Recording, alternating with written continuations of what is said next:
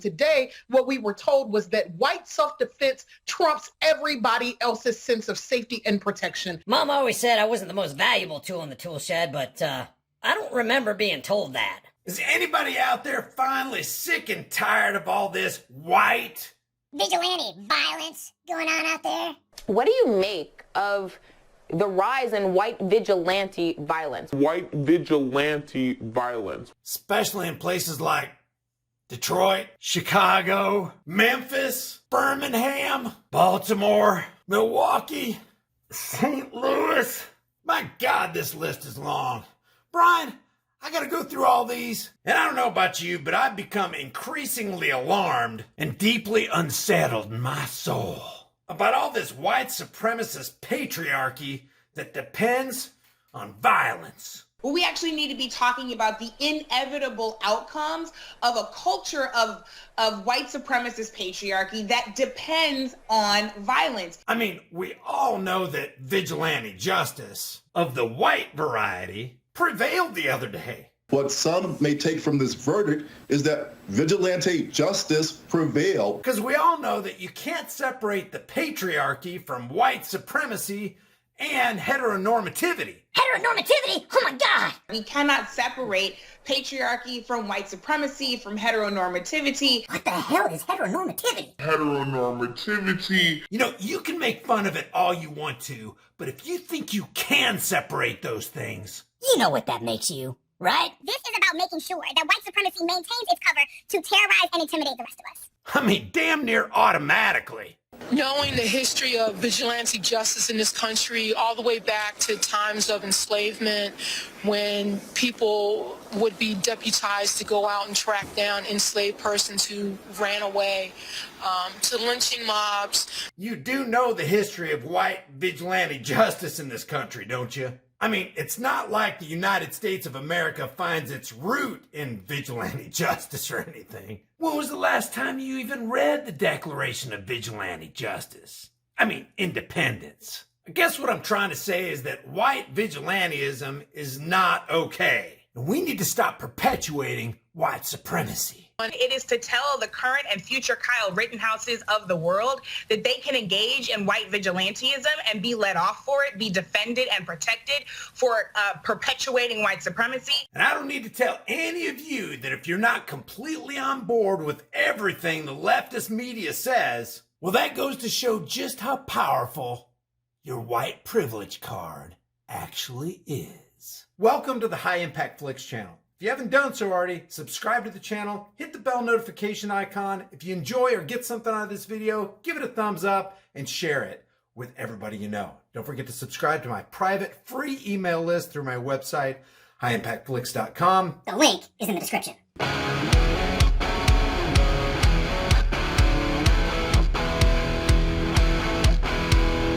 Do not adjust your screen. I am standing here in the dark with my survival flashlight. So if the power grid goes down or just the electricity goes out for a while during that thunderstorm, you have plenty of lumens to light your way. And with multi-flashing modes, including emergency lights, not to mention an emergency hammer and a seatbelt cutter, it's got everything a survival flashlight should have. That was corny. Don't put that in there. It's powered by the sun. It's got a cool little compass. This thing even has a frickin' lighter. And if your battery's low on your cell phone, this baby will charge it up. The link for your survival flashlight is in the description below. Did anybody hear about that guy that was recently acquitted of several counts of murder and possession of a deadly firearm? You know, now the left is going crazy going, it's white supremacy. This never happens to black guys.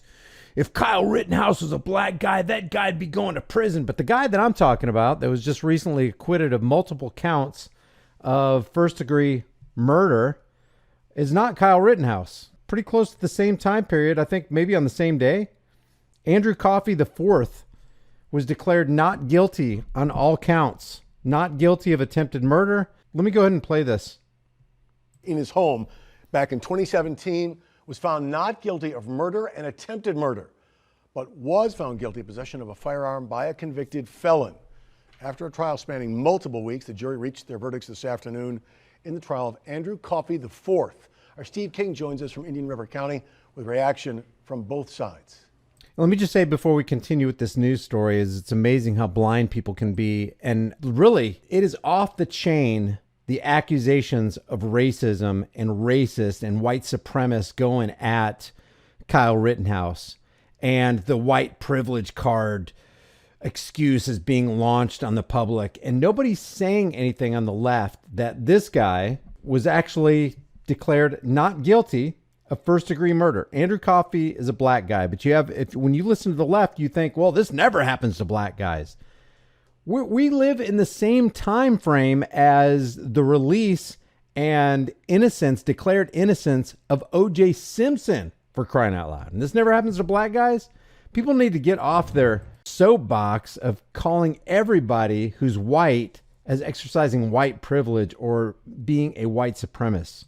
Andrew Coffey's family and friends looked relieved when they found out he was not going to be spending the rest of his life in prison, but they looked shocked when they found out he could serve up to 30 years in prison after being convicted of possession of a firearm by a felon.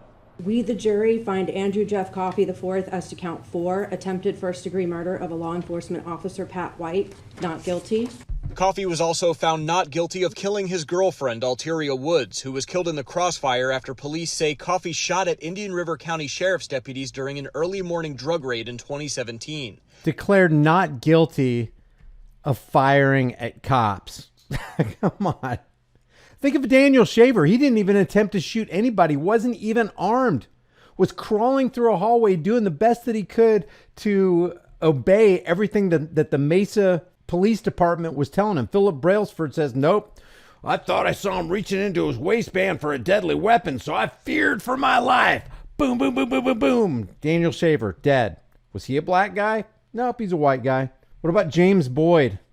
What about Kelly Thomas? And the list can go on and on and on. It's not just black people being killed by police. It's not that the police have a racist problem. Yeah, there are probably some people who believe that they're superior to other people because of the color of their skin. But for the most part, we have an authoritarian problem. Power corrupts and absolute power corrupts absolutely. And when absolute power corrupts an individual, they're on the hunt for anybody. It doesn't matter the color of their skin. You better comply, you better submit, or boy, you're gonna die. Coffey's defense attorneys reacting to the verdict. I'm exceptionally happy with the jury's verdict, and they applied the law properly, and they came back with verdicts that were just, that he was in a self-defense mode, that he was protecting himself, and that he did not know that these were officers outside. So I think he's vindicated from that standpoint. No matter what, he's never going to recover his girlfriend, and that's an emotional punishment that he will suffer the rest of his life. The sheriff says. So what should the right say about this? Oh, this gives everybody just a blank check to just be able to open fire on police, because that's what the left is saying. This just gives everybody a blank check to cross state lines with an assault rifle and start to provoke a riot. That's the thing with the jury, with the Kyle Rittenhouse thing. They couldn't find evidence of provocation. No, you don't do this. You go, hey, you know what? Obviously the jury weighed all the evidence that was presented to them, and they decided at the end of the day, we're going to declare this guy not guilty. In part, quote, should we say, well, I bet it's because the jury was, a high percentage of them were black. This is all just reverse racism. What's going on here? If that was a white guy on the stand, he never would have got that kind of a deal. It's disappointing that this jury did not see that the tragic death of Tahlequah Woods occurred as a direct result of the actions of Andrew Coffey IV.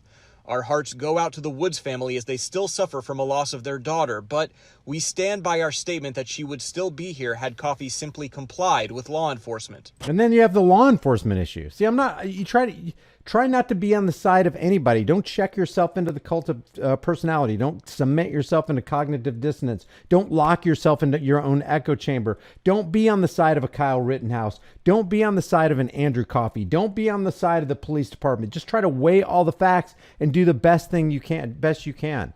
Because when you do that, then you're going to be able to see clearly. You're going to be able to mete out justice properly. You're going to be able to come to proper conclusions the majority of the time.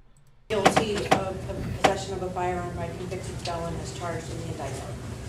But Coffey could serve up to 30 years for possession of a firearm by a convicted felon. Coffey's sentencing is set for January. Reporting in Vero Beach, Steve King, WPBF 25 News. Possession of a firearm by a convicted felon. The felon. That's just, I think we need to rethink that as well. Andrew Coffey was found not guilty on all counts of murder and attempted first-degree murder on Friday. Coffey is accused of firing at Indian River County Sheriff's deputies during an early morning drug raid at his home back in 2017. His girlfriend, Alteria Woods, was caught in the crossfire, shot 10 times and later died. Holy cow. Shot 10 times. Can you even imagine that? No doubt they were hollow points. Coffey was charged with the murder of Woods after the grand jury exonerated 2 law enforcement officers for her death. And this is all about drugs, guys. How many people have to die in this lopsided, crazy, expensive, failed drug war?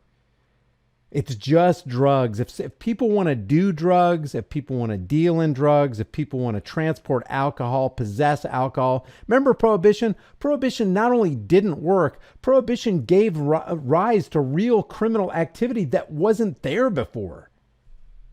And then you had police officers on the take because the gang became so big. And then the gang became intertwined with the government.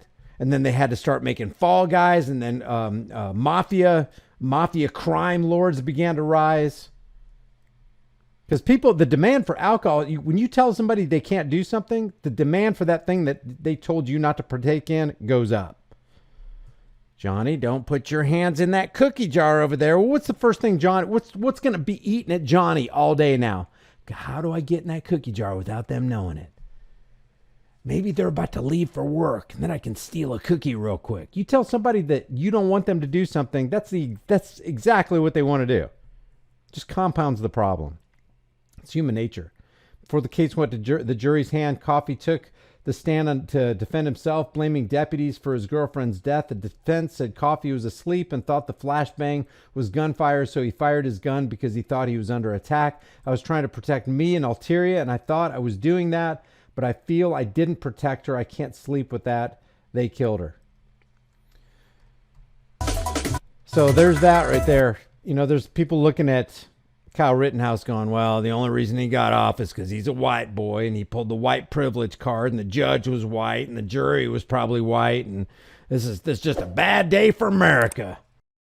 Crossing state lines. First of all, he didn't cross state lines with a firearm. Second of all, it's not an assault style rifle. It's just it's a rifle. That's it.